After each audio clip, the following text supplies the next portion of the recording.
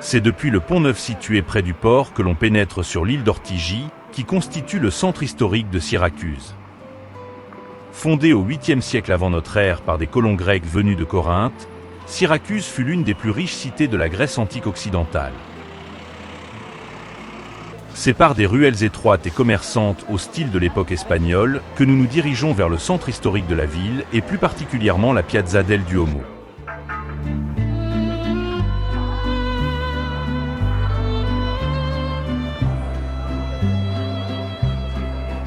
Cette longue place rectangulaire, la plus belle de Syracuse, construite sur les ruines de l'ancienne acropole, constitue un chef-d'œuvre de l'art baroque avec ses palais flamboyants datant du XVIIe siècle.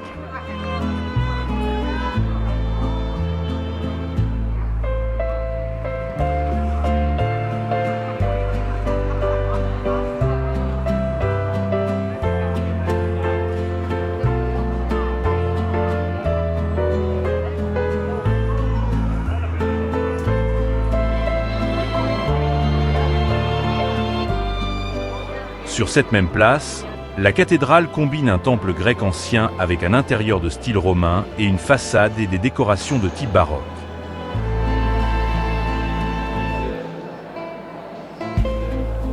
Malgré ces différents styles, la cathédrale présente une harmonie d'ensemble qui la classe parmi les bâtiments de ce type les plus intéressants de Sicile et même d'Italie.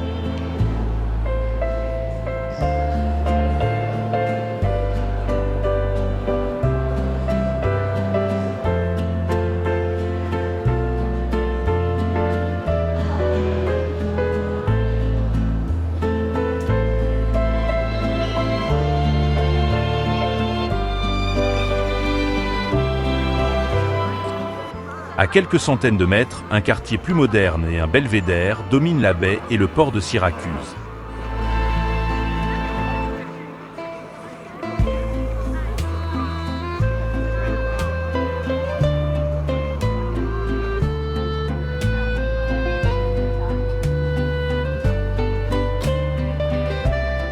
Ce belvédère offre également une belle vue sur le château Magnécé situé au bout de l'île.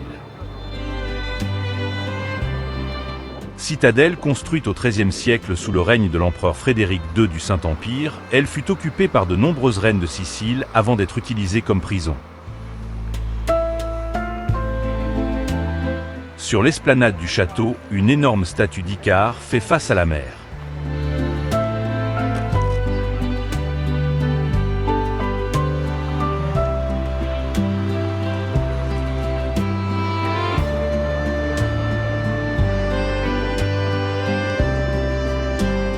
Revenus vers le centre-ville, nous admirons la Piazza Archimède, du nom de l'enfant de Syracuse.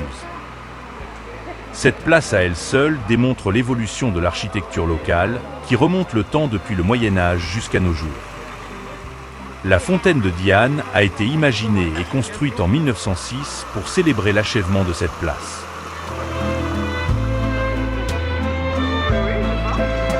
Dernière vue depuis le Pont-Neuf avec cette statue d'Archimède qui veille sur sa ville classée au patrimoine mondial de l'UNESCO.